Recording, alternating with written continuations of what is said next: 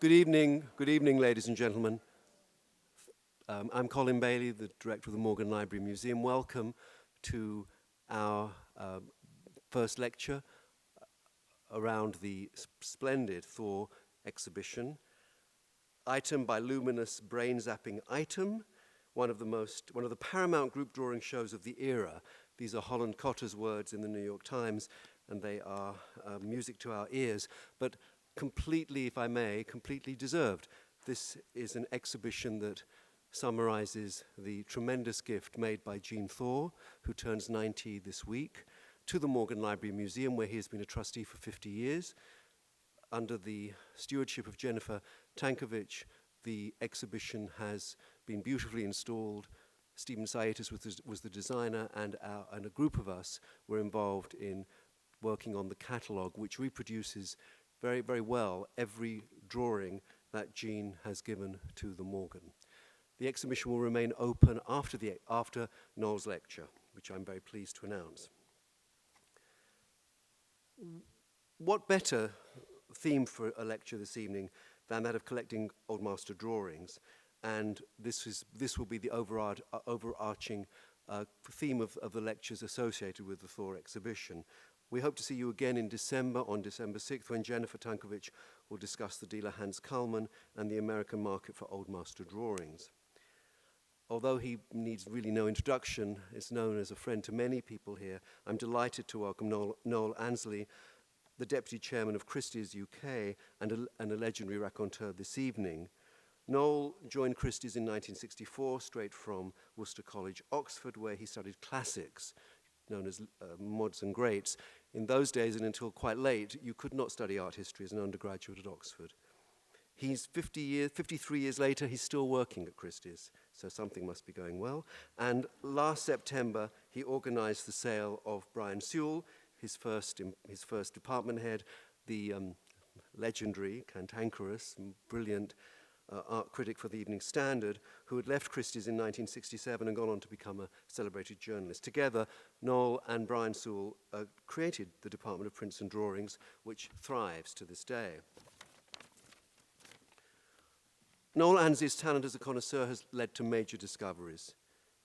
A misattributed Italian drawing was identified by him as by Sebastiano del Piombo, one of the great 16th century masters. The sheet is now in the National Gallery in Washington and was seen in the recent exhibition Michelangelo and Sebastiano at the National Gallery in London. We'll be coming here to the Michelangelo show at the Met, opening next month.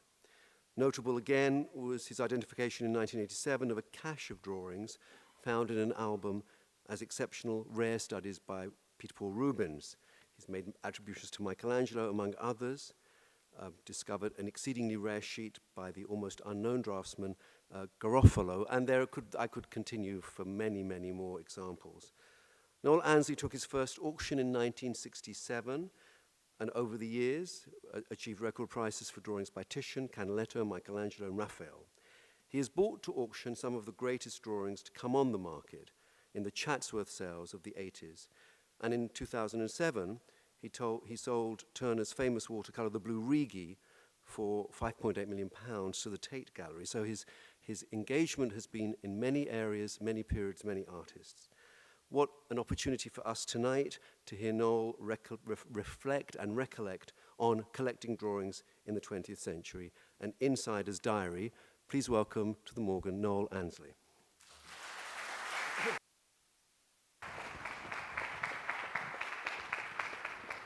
Thank you very much.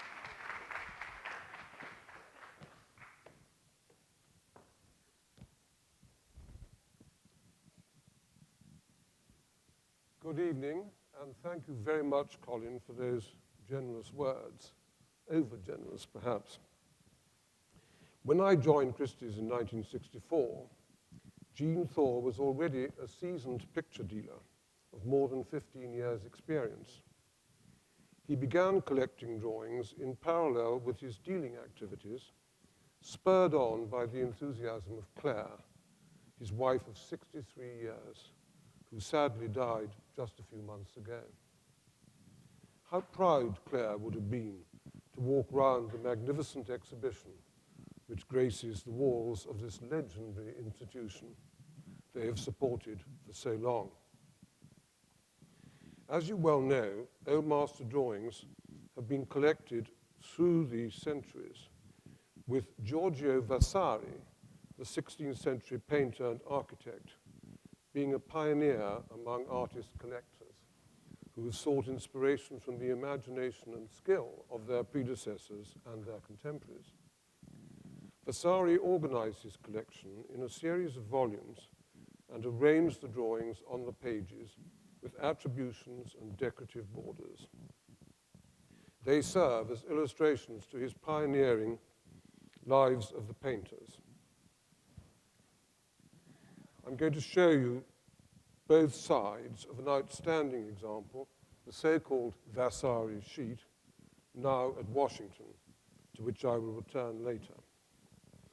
You can actually see there Vasari's attribution written at the bottom of the sheet in that scroll, and he attributes the whole page and both sides to Filippo Lippi, by whom he meant Filippo's illegitimate son, Filippino. And I'll show you the next side. All the drawings on both sides he thought were by Filippino Lippi.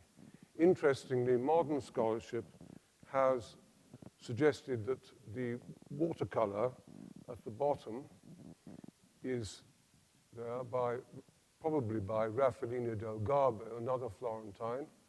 And if we go back to the first one, the drawing up here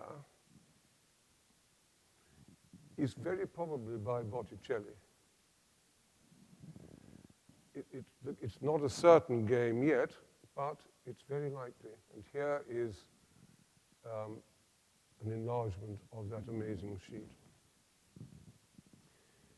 Now, the worldwide drawings collecting scene seemed quiet enough in the 1960s. Most of the activity was centered on London, but New York and Paris were also prominent.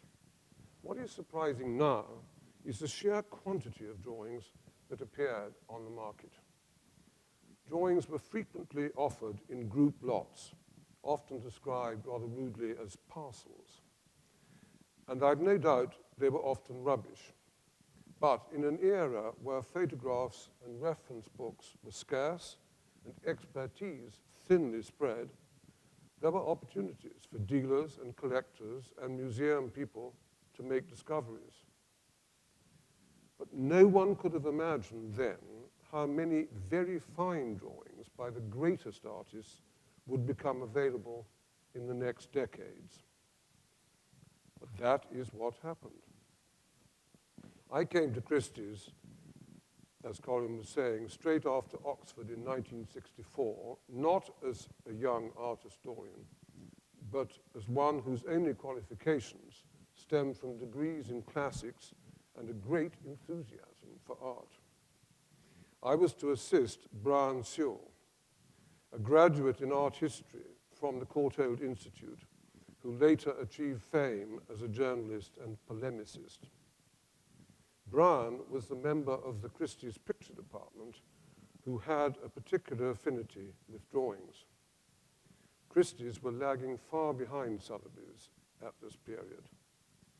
Sotheby's had established separate departments for auctions of Old Master drawings and for prints, run by Richard Day, probably familiar to many of you, and Adrian Eales, likewise, with specialized sales at regular intervals throughout the year.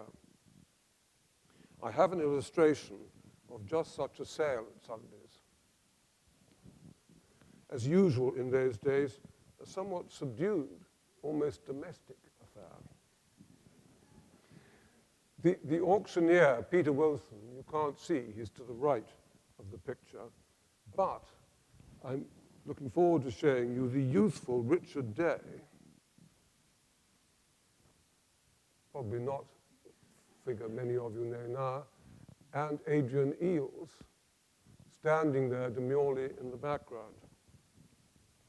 A good Ingres portrait drawing, which you can possibly just make out there, is being sold for £5,200.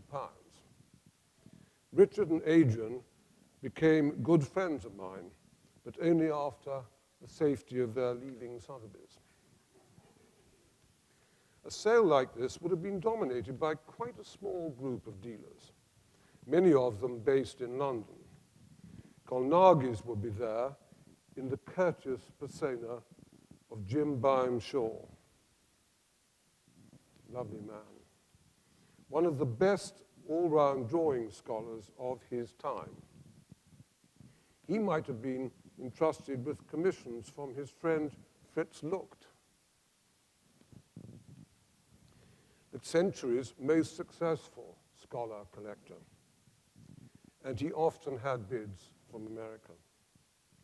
There would be regular visitors from the continent, Jean Cailleux and Adolphe Stein from Paris, Marianne Feikenfeld from Zurich, Lodovic Hautacker from Amsterdam, Apolloni from Rome. Other buyers might have included Alistair Matthews, Alfred Broad, Peter Klaas, Dr. Katz, Schidloff. Helene Seiferhelt might be there from New York. It was rather a cozy group of professionals, and they mostly knew each other. Some collectors would have been there as well, but collectors would often bid through the dealers or buy from them after the sale. Drawings were seldom illustrated, often cursorily described, and not expensive, even by the standards of the time. Maida and George Abrams would be there. Already in the 1960s, they were beginning to assemble what became the finest private collection of Dutch drawings. George has written amusingly about the advice they were given by the veteran Hans Kalman, rather a telling shot there, who since his arrival in London as a refugee from Hamburg in 1938 had become one of the preeminent dealers in drawings. "Gentlemen, do not bid at auction," he said, "and should you do so, I doubt if you will be successful." At a later sale, George openly bid on a drawing. With a smile, Kalman started bidding himself. George dropped out, leaving Kalman as the highest bidder. Then another dealer, Herbert Beer, made a bid, and Kalman dropped out, again with a smile at George. But canny George had asked Mr. Beer to bid for him. And so he got the drawing. George has scarcely missed a sale since. The story does not quite suggest that the market was a closed shop, but clearly it was not so easy for non-professionals to cope with various nuances of cataloguing and indeed the absence of published estimates. On the rare occasions that Christie's was offered a significant drawings collection, an outside expert was commissioned to prepare the catalogue. The matchless Henry Oppenheimer collection of 1936, for instance, was catalogued by Carl Parker, illustrious keeper at the Ashmolean. The Skip collection, sold at Christie's in 1958 and formed in the 18th century, relied on entries by A.E. Popham, recently retired from the British Museum. Otherwise, consignments of drawings to Christie's were usually summarily treated as preludes or appendages to picture sales. In early 1965, we had a chance to improve on this. The death of Lord Harwood necessitated extensive sales from that great Yorkshire house, and a fine group of drawings which Tancred Baranius had helped the Earl collect during and after World War I, including works by Carpaccio, Signorelli, this arresting drawing here from Reynolds's collection. You see the mark down there.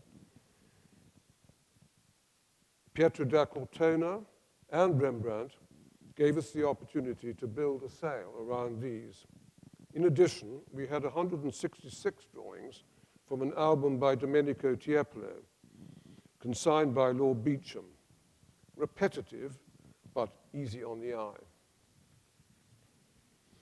The sales went well enough for our masters to allow Brian and me to create a separate department for drawings, watercolors, and prints, and therefore to compete on more equal terms with Sotheby's, though I felt very exposed when Brian, two good shots of him there, decided to leave Christie's in early 1967. He had taught me a lot about looking at drawings, but less about client care. I was with him in one of our reception rooms on a memorable occasion when a formidable lady, disappointed by his response to an indifferent portrait, which she prized highly, said to him, "Mr. Sewell, you obviously don't like my picture. Tell me, what would you do with it if it was yours?" Brian replied, "Madam, I would take it out onto the street and jump on it."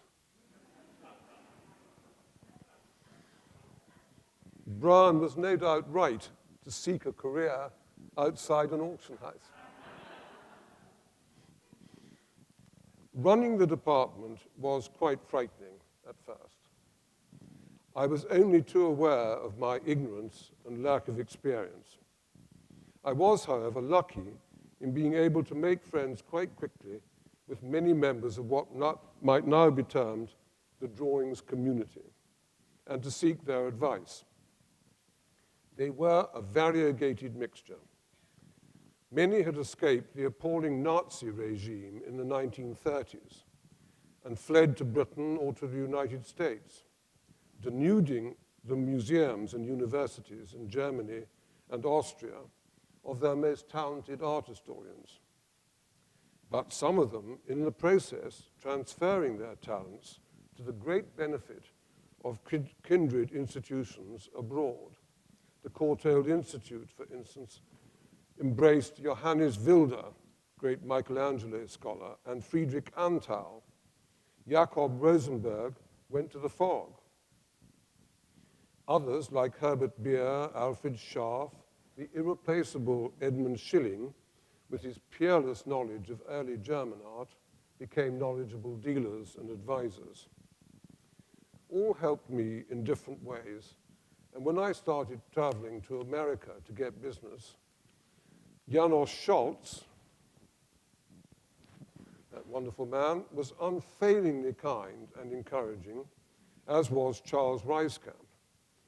And I had an unforgettable day with Harold Joachim in Chicago, looking at wonderful drawings by Watteau and Piazzetta and exquisite early German prints, and talking about Brahms. The person I saw most of in this early phase was Hans Kalman. His was a big personality and a discerning eye, though one had to be wary of optimistic attributions. He introduced me to many of his clients. Michael Jaffe, a man of strong opinions, would call in from Cambridge to proffer advice or instruction on Rubens or Van Dyck. The delightful J.G. Van Helder would send me postcards with attributions to Dutch drawings, always reliable. Anthony Blunt pronounced on Poussin. Dennis Mahn on Guercino. John Gear was always a welcome visitor from the British Museum, and often hilariously funny. Thus, I was saved from many egregious errors, but by no means all. There were hurried visits from Jacob Bean. Sorry. There he is, slightly blurred photograph, but eminent curator of drawings at the Met. Disdainful, I always remember, of much we had to show him. From Walter Witzthun, the tragically short-lived genius who greatly increased our knowledge of Italian Baroque draftsmanship and edited the invaluable Maestri di Disegni series, which I'd recommend to anybody as an introduction to old master drawings. We were visited by the great Fritz Lucht, we already saw, to whose dictionary of collectors' marks we refer every day. From Konrad Oberhuber, still young and in his time a genius too. From Felice Stamfli, a legend in this place, of course, drawings curator from 1945. I do not remember seeing Robert Lehman, whose collecting had slowed down by then, but Rudolf and Laura Heinemann I do. Ian Woodner, give him to you again, architect turned real estate developer, and himself no mean painter, was a less frequent visitor in those days, though his drawings collection had got off to a cracking start some years before when he bought this imposing satyr by Benvenuto Cellini. Fantastic drawing. He bought it from Frederick Schaab, who in turn had bought it from Hans Kaumann, who seems for once to have underestimated its importance and rarity. Baron Hatvani, on the other hand, was often in our rooms. An exile from Hungary and Austria, and from a family with a long collecting tradition, he had assembled a quite small but wide-ranging collection of which the old master drawings and bronzes were the high point. He enjoyed nothing more than entertaining experts from the museums and the trade in his house in Cadogan Place, teasing them about attributions and values and the possibility of selling, and pitting them against each other.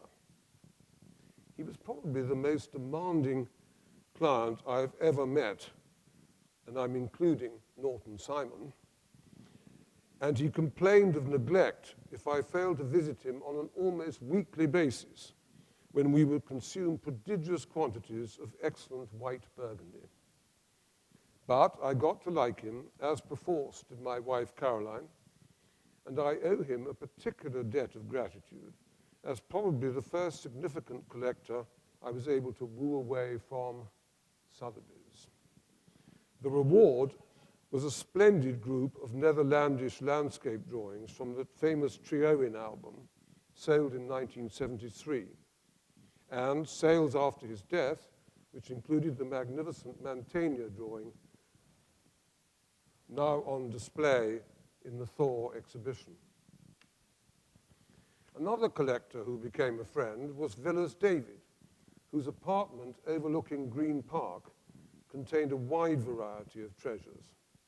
Outstanding among these was a Rembrandt red chalk study of a nude woman, variously known as Eve or Cleopatra. When it came up for sale in 1981, it fetched what was then the remarkably high price of £330,000. As usual, I conducted the auction and had the pleasure of taking a rapid succession of bids in leaps of £20,000 from Ian Woodner, who was competing against the ultimate buyer, the J. Paul Getty Museum, represented by Robert Light. It marked the entry into the market of the Getty's newly appointed drawings curator, George Goldner. He had won the mandate to use resources from the huge bequest to the museum from Paul Getty, its founder, to form a world-class collection of drawings where none had been before, to complement the splendid antiquities and furniture and the less splendid paintings. From the start, George was aiming for the best and was necessarily very selective, so much so that for a time the Rembrandt acquisition remained in solitary splendor, and wags talked about the Getty's Old Master drawing collection. I wonder what George would have pursued in the record-breaking Robert von Hirsch sales that Sotheby's had staged 3 years before. I should ask him. That collection had been assembled between the wars and included an outstanding group of early German and Swiss drawings. with a small watercolor landscape by Dürer, fetching £620,000, almost quadrupling the previous auction record for no master drawing.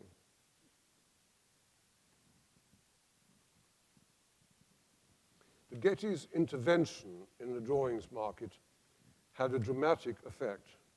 Six-figure sums became quite commonplace, and this seemed to galvanize collectors, who increased rather than decreased in numbers, as well as encouraging more consigners. If winning business, organizing and conducting sales were the prime tasks of the auction house specialist, and deeply satisfying when successful, I can say that the most pleasure I've had working at Christie's has come from making attributions. And by this, I mean recognizing the authorship of a particular drawing and, best of all, connecting with a project for which it was made. No one in my lifetime could match Philip Pouncey.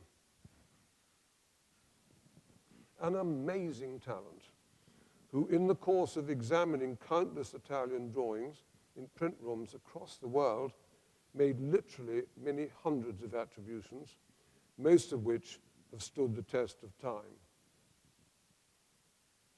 In the fall of 1976, I was leaving for lunch when intercepted by a man with a portfolio of drawings, both Italian and Dutch.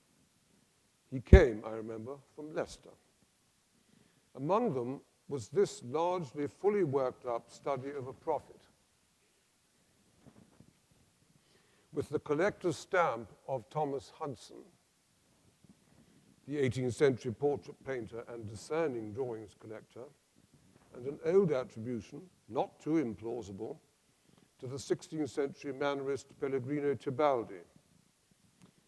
The style looked tantalizingly familiar, but not his, and I was reminded of a similar drawing. But what was it, and where was it? We took it in for research, and I left this to my colleagues, as the following day I was off on a fortnight's trip to America. I returned to find no progress had been made, and the drawing had not even been photographed, though several people had been consulted. I told Caroline at home that evening that somewhere in our still quite small library of art books was one with a reproduction of a similar drawing, and I was going to find it. At 3 a.m., I struck gold. The related drawing was at Chatsworth, and I'd seen it reproduced in an admirable guide to Italian drawings by Winslow Ames, which I'd owned since 1965. I hardly slept before rushing in to Christie's to confirm the connection. So we had found a Sebastiano del Piombo drawing, perfectly preserved, for his celebrated decoration of the Borgherini Chapel in San Pietro in Montorio, Rome, probably executed in 1517. You can see not a perfect reproduction of the interior of the chapel, but you can see the prophet top left, I hope, and the recumbent figure, very difficult to see, coming down there, the one at Chatsworth.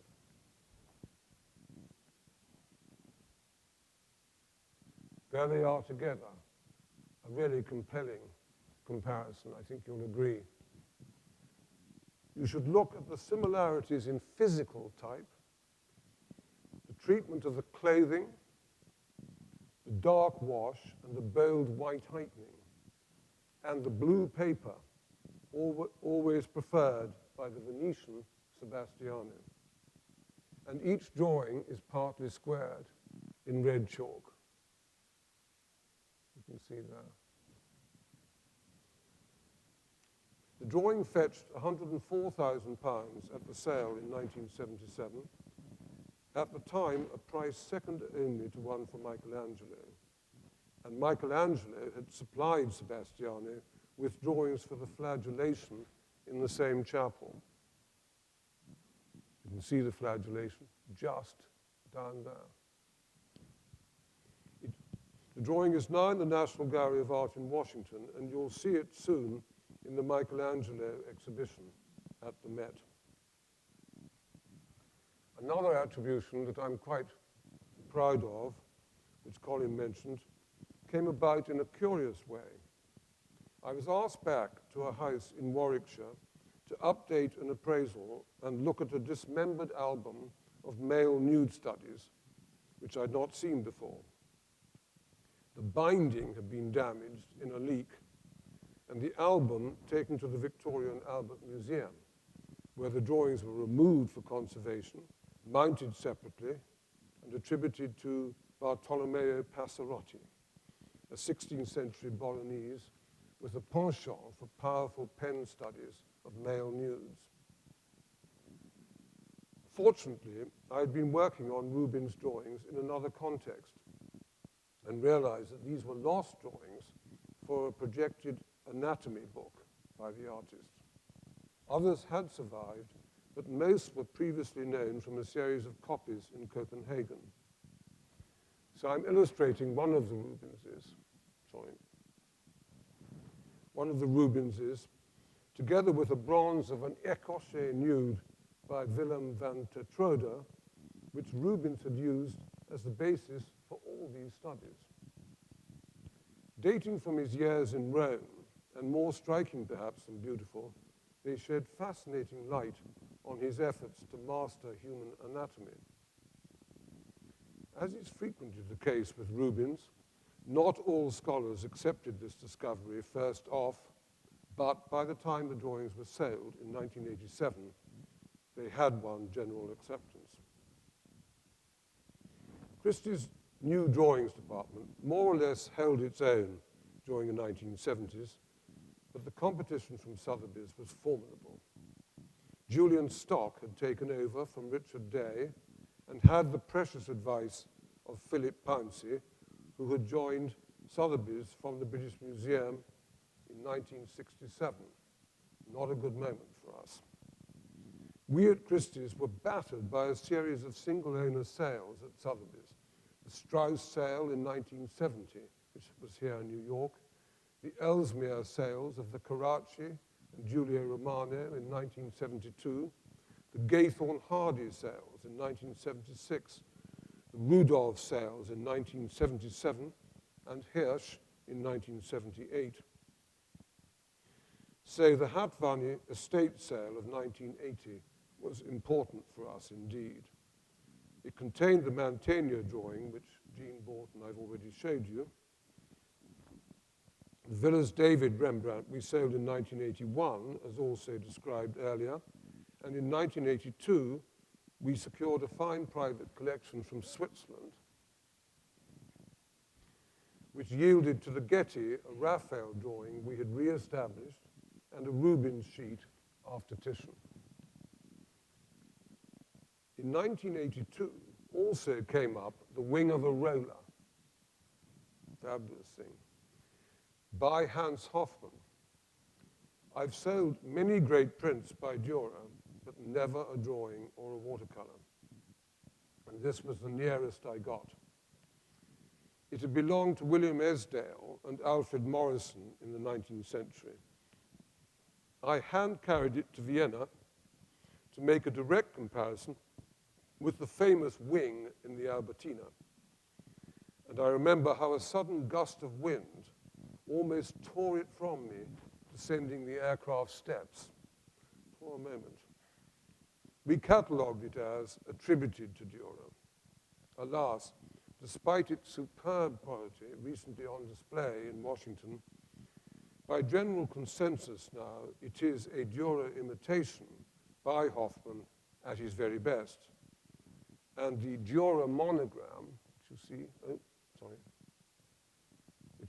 see here, was applied by Hofmann himself, and the date. Tricky stuff. It was a typical purchase of Ian Woodner, who bought two other excellent drawings in the same sale and seemed to be bringing a new intensity to his collecting. So, from my biased point of view, all was proceeding in quite regular fashion until in August 1982, I was summoned to a meeting with the lawyer representing the trustees of the Chatsworth settlement.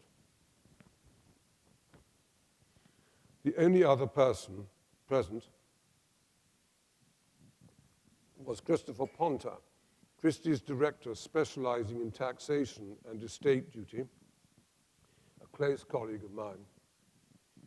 To our astonishment, we were told, in strictest confidence, that the trustees had decided that they must raise in excess of £5 million to create an endowment fund to support the Chatsworth estate.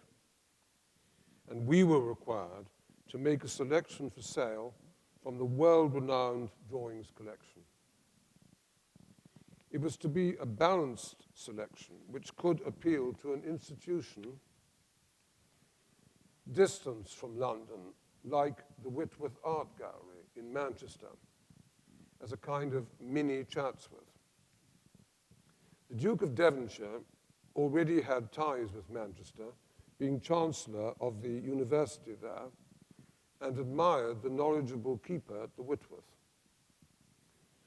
My immediate reaction was to ask if the sum could not be raised by selling a picture or the valuable collection of prints. I knew the drawings well from carrying out appraisals from time to time and had regarded them as sacrosanct. We were told that the money must come from the drawings. The trustees were aware that the move would be greeted with huge concern by the heritage lobby and would prefer a private treaty sale to a British institution, even though the tax advantages would be minimal, rather than selling on the open market. Such was their concern about confidentiality that Mr. Ponter and I agreed to consult no one else in the firm, apart from our secretaries, an undertaking that we had no right to give and for which we would no doubt have faced dismissal today. So I drew up a list of around 70 suitable drawings, seeking to minimize overall damage to the collection. It was scary to do this without being able to consult colleagues. Christopher and I went to Chatsworth to check the condition of the drawings, and with a few minor alterations, the proposal was delivered to the Arts Minister in October 1982. My valuation came to a little short of £6 million. Inevitably, delays ensued. Not until April 1983 were we informed that the government, while expressing serious interest, did not favor the idea of a Northern Museum.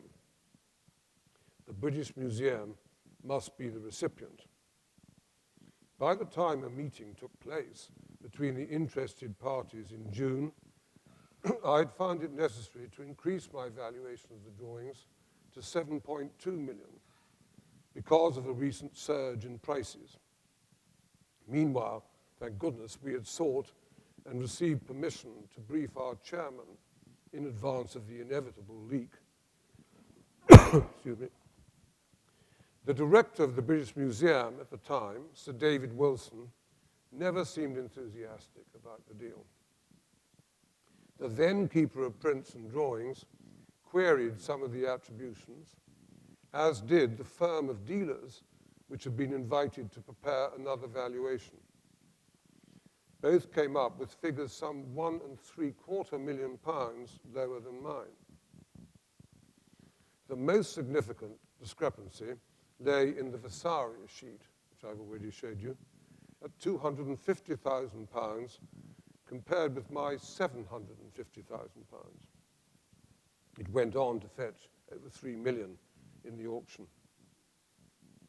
Negotiations dragged on into the new year and were finally broken off when the government side would not offer more than £5.25 million, just £750,000 less than the reduced figure the trustees were prepared to accept. I drove Christopher up to Chatsworth and together we loaded the boxes of drawings into my car and set off back to London in a snowstorm. I wouldn't do that now, I think. This tantalizing near miss for the nation was, as it turned out, very fortunate, both for the Devonshire family and for Christie's, and indeed for my career. The excitement in the run-up to the auction on July the 3rd, 1984, was quite outside our previous experience. Nonetheless, there was plenty of controversy over the estimates, in many instances already record-breaking sums for the artists concerned. The quality of the drawings should have spoken for itself, but I could not help feeling very nervous as I climbed into the rostrum. I've climbed by that stage. After lot 2, however, a Barocci Modello fetched 5 times estimate, I began to relax and allow myself to think, this could be going to work. The sale took place nearly 2 years after conversations had begun. You can imagine that the leak of many months before had galvanized George Goldner, and the fame of Chatsworth had attracted the attention of many collectors not generally pursuing drawings. George, of all people, was aware that this represented an unprecedented and probably unrepeatable opportunity to acquire masterpieces for the burgeoning Getty collection, and laid his plans accordingly. He was not one to be put off by large estimates. What even the astute George had not reckoned with, however, was the extent to which collectors who had hitherto operated at a much lower level, at least where drawings were concerned, would raise their game and get carried away. And he found himself outbid for the 2 stars of the show, Raphael's Head and Hand, stunning thing, an auxiliary cartoon for the Transfiguration, which was unfinished at the artist's death in 1520, and the 2-sided Vasari sheet, which I already showed you. Each of these fetched over £3 million, some 5 times more than the previous record holder, the Dürer watercolor in the Hirsch sale 6 years before. The extraordinary group of Rembrandt landscapes, whose condition had been criticized by the British Museum's advisors, flew away and eluded Jean Thaw, though he was able to retrieve a great one many years later when we sold it for the heirs of Michael Currier.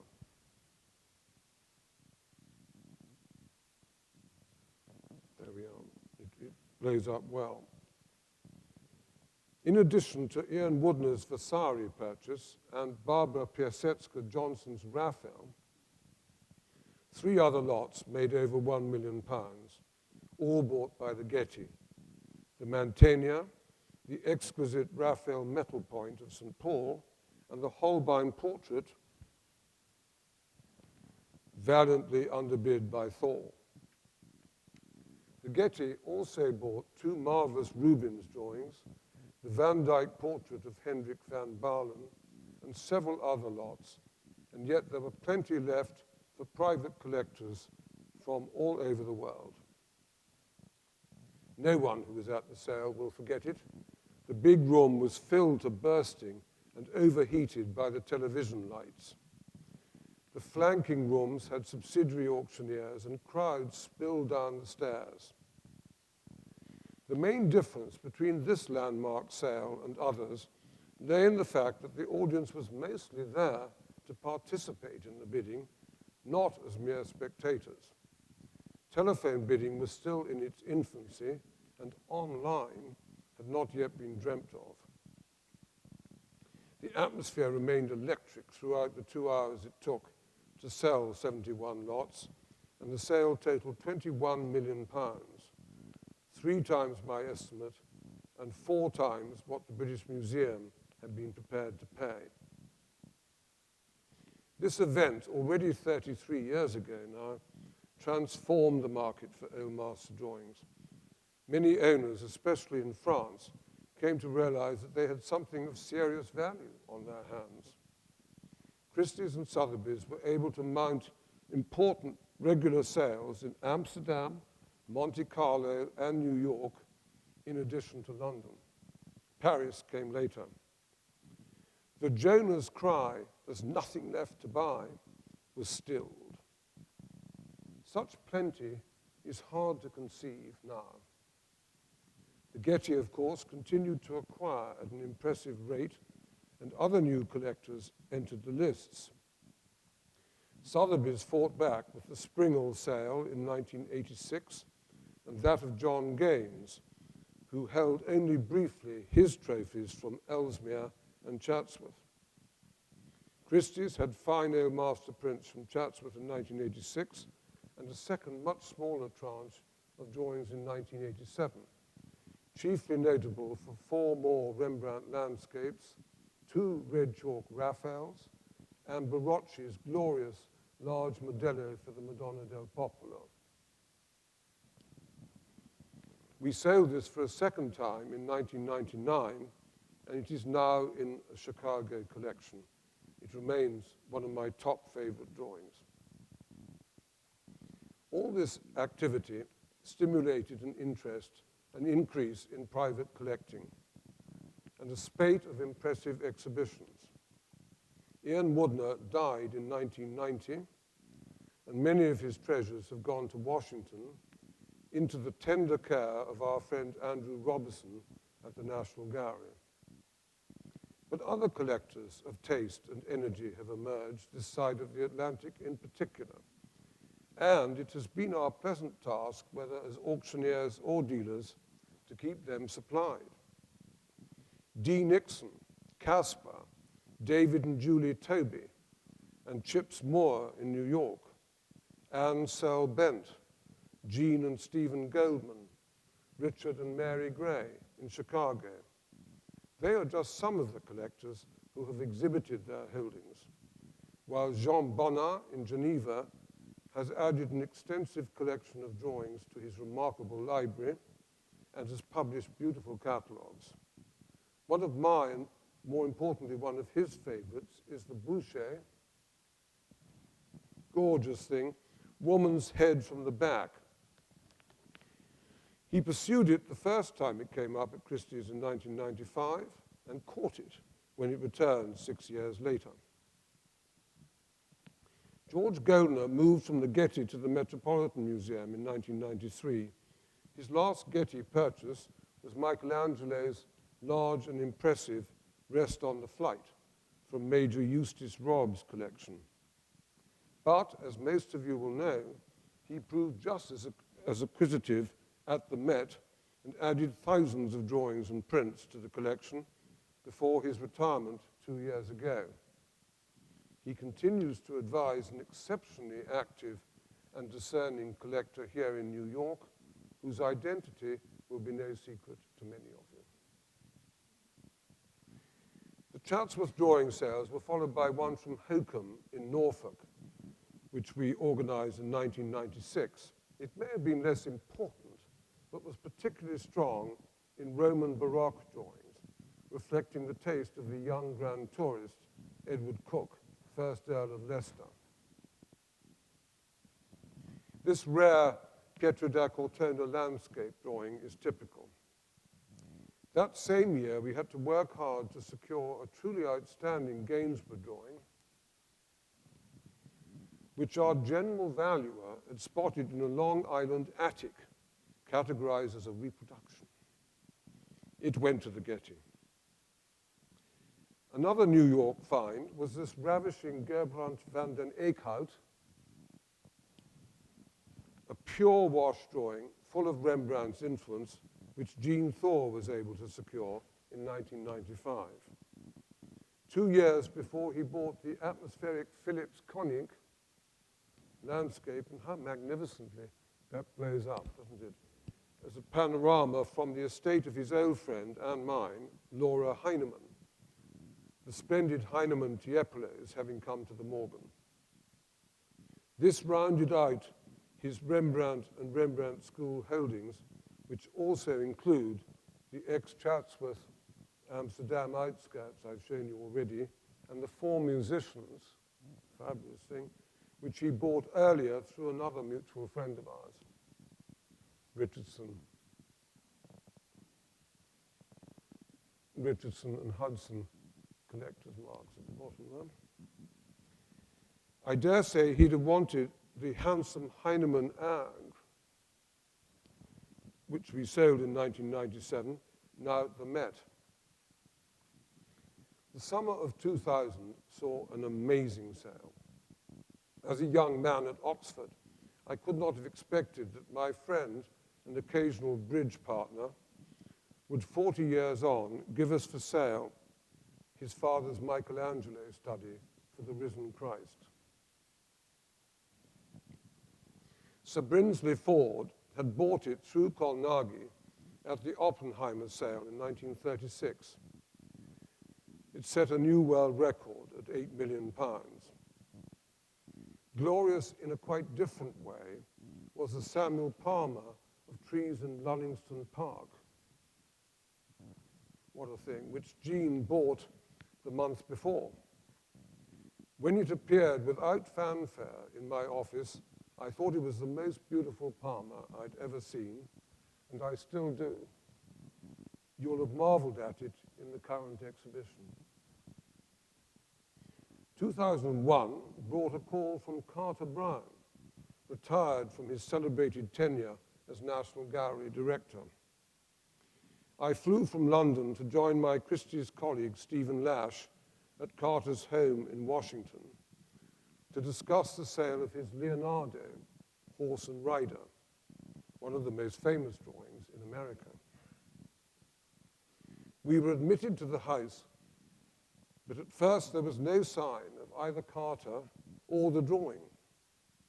Eventually he appeared, but still no drawing. Our hearts sank. Then, with a flourish, he lifted a cushion from the sofa, and there it was. Small but exquisitely formed. No reproduction comes near doing it justice, and of course it is grotesquely enlarged. It is very small.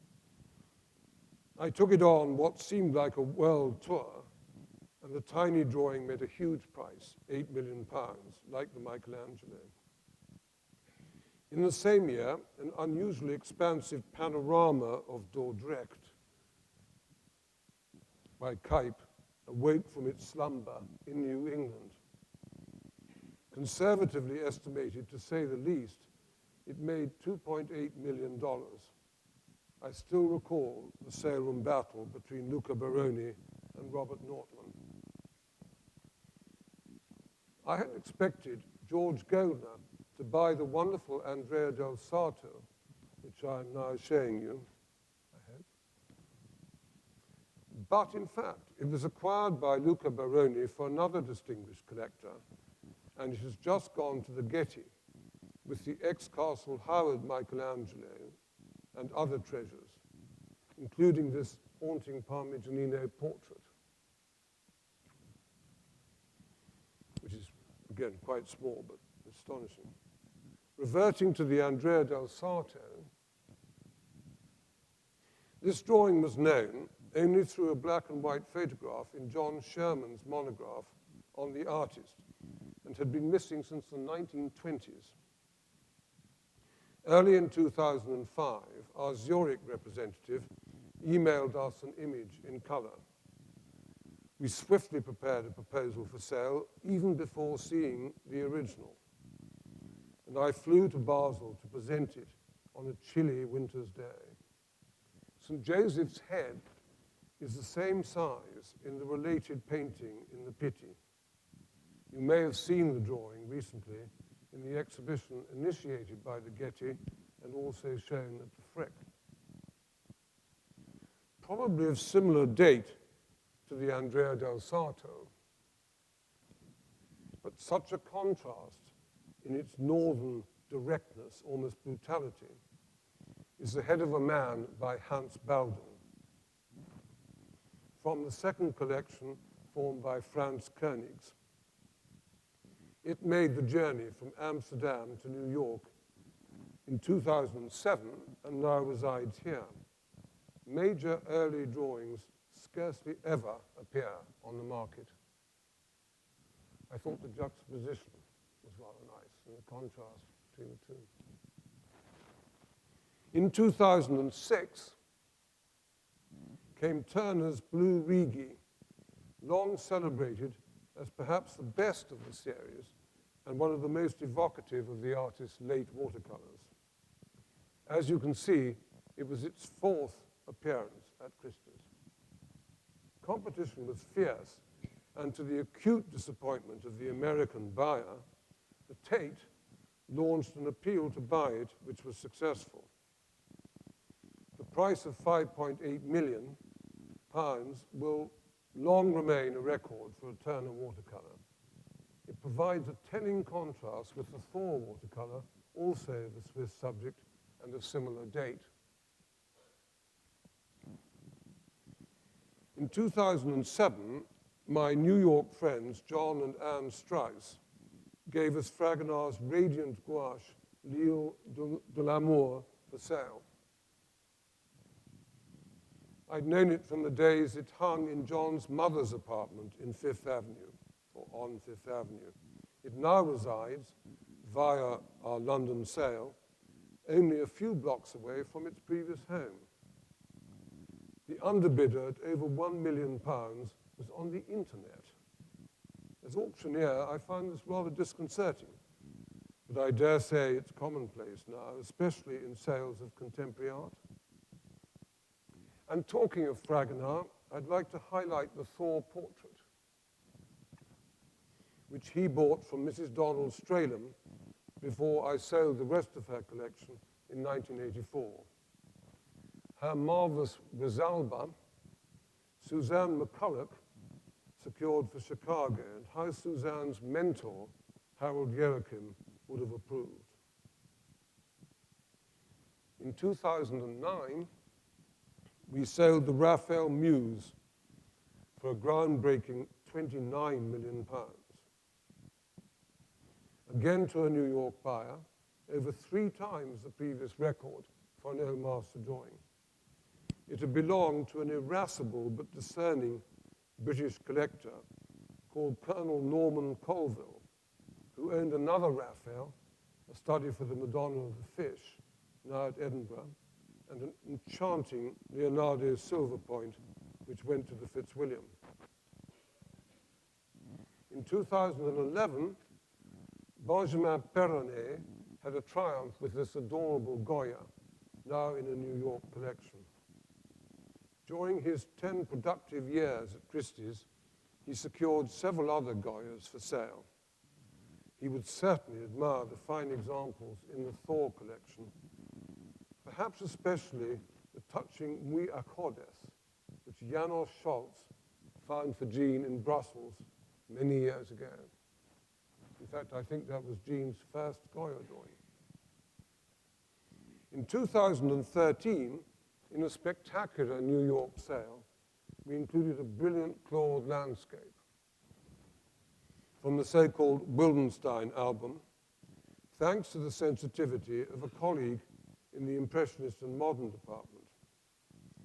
She had attended our walk round of the Ansel Bent Old Master Drawings in Chicago, the exhibition, which helped her single out this drawing for us while appraising a collection otherwise completely of modern art. It attracted great cross-market interest and created a new record for Claude. In 2014 and 15, the celebrated Van Rechteren Altena collection with exceptional Dutch and Flemish drawings was dispersed in 4 sales, in London and Paris, with 2 in Amsterdam. Here I was able to help Benjamin in what served as his swan song, but most of the credit should go to him and Jonathan Den Otter. This is the compact but extremely powerful Rubens study for Samson and Delilah. The painting of 1611 is in the National Gallery in London. The drawing is also now in New York.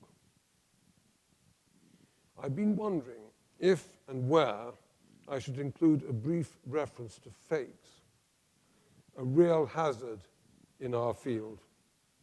Once pointed out, of course, they usually look both crude and obvious. But new kids on the block, as I was in the 1960s, are particularly vulnerable. The crooks target you, as Eric Hebborn did me. They prey on your inexperience and on your eagerness to attract property for sale. I'm embarrassed to show you this Pontormo, which we sold in 1968. It's now been the property of Christie's and will remain so. Even at the time, there were naysayers, and now it looks so obvious. The false Bardi collector's mark, created by Hebborn, the heavy paper, the clumsy juxtapositions on the sheet. Yet, most drawings people were taken in by Hebborn at the start. Kolnagis, and that means Jimbo, I'm sure, acquired a slew of dud Stefano della Bella drawings by him. The Morgan has a so-called school of Cossa, which even Oberhuber once accepted, and a spurious Mantegna. The elderly Hans Kalman acquired a series of supposedly early Florentine heads in metal point. The British Museum has a supposed Van Dyck deposition. Others see Hebborn's where none exists, of course. I first rumbled him by taking one of his newly created Piranesi's to the British Museum for comparison with the real things. Hebborn further muddied the waters by writing books and claiming impeccable drawings as his own work. Alexandre Ananoff has probably been a longer-term menace than Hebborn. I wonder how many of you have heard of him now. He was absorbed into the French art world and even co-authored a 2-volume catalogue raisonné, inverted commas, of Boucher paintings, as well as a separate volume on Boucher drawings. Initially, I was taken in several times, not least because he skillfully mixed up provenances and furnished new drawings with plausible references to older literature and sale catalogues. Unlike Hebborn, he seems to have been a purveyor of fakes rather than a creator. His 4-volume catalogue of Fragonard drawings did a lot of damage too, and his tentacles encompassed Gabriel de Saint-Aubin as well. Sotheby's saw through him first, so he came on to me, often with genuine drawings as well as duds. No doubt there are unfamiliar people at work now making fakes, and it will take time for these to become recognizable. So we must all continue to be extra vigilant. I mentioned my mentor and friend, Brian Sewell, near the beginning of this talk, and it seems fitting to end it by showing you the splendid Daniele da Volterra drawing of Dido, which was the highlight of Brown's estate I organized last year. The picture for which this served as a study is known only through a copy, but the associated bronze, fascinatingly, is in Munich.